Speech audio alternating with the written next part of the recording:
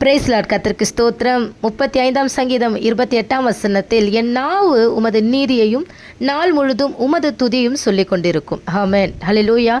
நாள் முழுதும், இந்த நாள் முழுதும், நேற்றைய நாள், ஒவ்வொரு நாள் முழுதும் ஆண்டவருடைய துதியை நம்முடைய நாவு என்ன பண்ணணும்? சொல்லணும். ஹல்லேலூயா.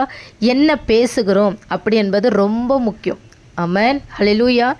என்ன பேசுகிறோம், யாரை பற்றி பேசுகிறோம், எதற்காக பேசுகிறோம்? ஆமென், ஹல்லேலூயா. கர்த்தருக்கு ஸ்தோத்திரம்.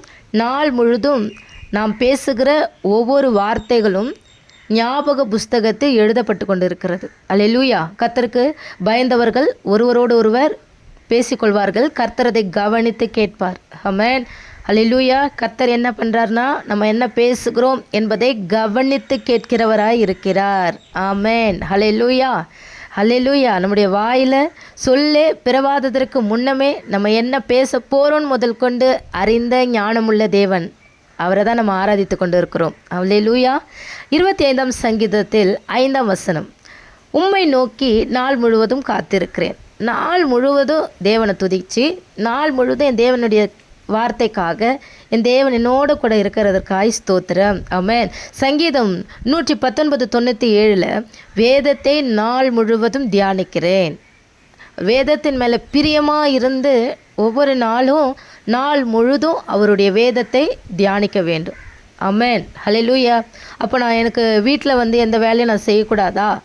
எனக்கு ஆஃபீஸில் எந்த ஒர்க்கும் இல்லையா? அப்போ அந்த வேலை செய்யும் பொழுது நான் எப்படி தியானிக்க முடியும்? அப்படின்னா முடியும். ஏனென்றால் உங்களுடைய ஆவி தேவனோடு தான் இருக்கணும். ஹல்லேலூயா, ஹல்லேலூயா. எப்போவுமே உங்களுடைய ஆவி எப்படி தான் இருக்கணும்னா, தேவ ஆவியானவரோடு கனெக்டில் இருந்துக்கிட்டே இருக்கணும். ஹல்லேலூயா, ஆமென். அவர் துதி எப்பொழுதும் வாயில் இருந்துக்கிட்டே இருக்கணும். வாயை திறந்து மற்றவங்களுக்கு கேட்குற மாதிரி தான் நம்ம துதிக்கணும். நம்ம வாயை திறந்து மற்றவர்கள் நம்மளை ஒரு பக்தி உள்ளவர்கள்னு காமிக்கணும் அப்படிங்கிறதுக்காக நம்ம வாயை திறந்து துதிக்கணும்னு அவசியம் இல்லை. ஹல்லேலூயா.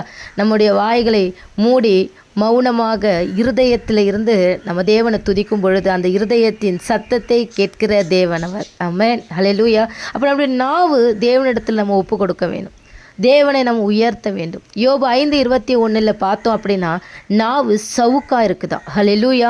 அது மற்றவர்களை காயப்படுத்துகிறதா இருக்கிறது. ஹல்லேலூயா. நாவு நெருப்பாக இருக்கிறது. ஹல்லேலூயா. அது மற்றவர்களை காயம் உண்டாக்கக்கூடாது.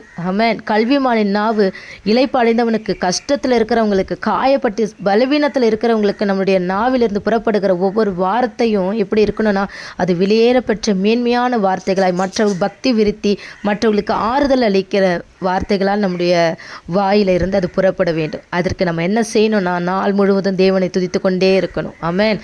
அதை யோபு 20:12 நீங்கள் வாசித்தீங்க அப்படின்னா, நாவின் கீழ் பொல்லாப்பு இருக்கிறதாய் வேதத்தில் நம்ம வாசிக்கிறோம். தீவினை இருக்குது, அக்கிரமம் இருக்குது. ஹல்லேலூயா. வாய் என்ன பண்ணியிருக்குன்னா, சபிப்பினாலும் கபடத்தினாலும் கொடுமையினாலும் நிறைந்திருக்கிறது என்று வேதம் நமக்கு அடையாளம் காட்டுகிறது. இதை நாம் மாற்ற வேண்டும் என்றால், ஹல்லேலூயா, இப்படிப்பட்ட சாபமான காரியங்கள் நம்ம வாழ்க்கையிலேருந்து நீங்கணும் அப்படின்னா, நம்மளுடைய வாய் எப்பொழுதும் கர்த்தரையே துதித்து கொண்டு இருக்கணும். நம்முடைய நாவு அவருடைய நீதியே நம்ம பேசிகிட்டு இருக்கணும். ஆமென், ஹல்லேலூயா. நம்முடைய நாவுக்கு தேவன் ஒரு அதிகாரத்தை கொடுக்கிறார். அதிலிருந்து ஆசீர்வாதமான வார்த்தையும் விசுவாச வார்த்தையும் வெளிப்படணும். ஆமென், ஹல்லேலூயா. நாவின் கட்டுகள் இயேசுவின் நாமத்தில் இப்பொழுதே அவிழட்டும். கர்த்தர் உங்களை ஆசீர்வதிப்பாராக. இந்த ஜனத்தை எனக்கென்று ஏற்படுத்தினேன், இவர்கள் என் துதியை சொல்லி வருவார்கள். ஆமென்.